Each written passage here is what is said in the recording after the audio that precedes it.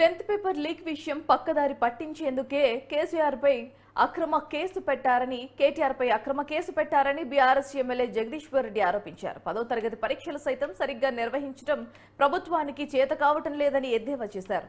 పిల్లల భవిష్యత్తులో ప్రభుత్వం ఆడుకుంటుందని విమర్శించారు. సీఎం రేవంత్ రెడ్డి డైరెక్షన్లోనే కేటీఆర్ పై కేసు పెట్టారన్నారు.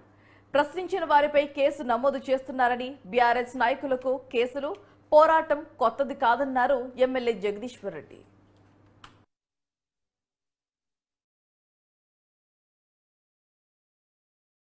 పిటిషన్ రాకముందే ఎఫ్ఐఆర్ రెడీ చేసి పెట్టుకున్నట్టున్నారు. వాస్తవానికి బిఎన్ఎస్ ప్రకారం 15 రోజుల్లో ఎప్పుడైనా చేసి పిటిషన్ ఇచ్చిన తర్వాత ఎఫ్ఐఆర్, కానీ సెకండ్ల మీద పిటిషన్ ఇవ్వడం, ఎఫ్ఐఆర్. పైగా ఇక్కడున్న ఈ చోట నాయకుడు ఎవరో కేటీఆర్ గారికి తెలుసట, ఆల్రెడీ వారి సామాజిక వర్గం ఏందో కూడా తెలుసట. ఇది ఇంకా చాలా ఆశ్చర్యంగా ఉంది. అంటే ఇది ఏంది? ప్రభుత్వం తన అసమర్థతను, తన చేతగంతనాన్ని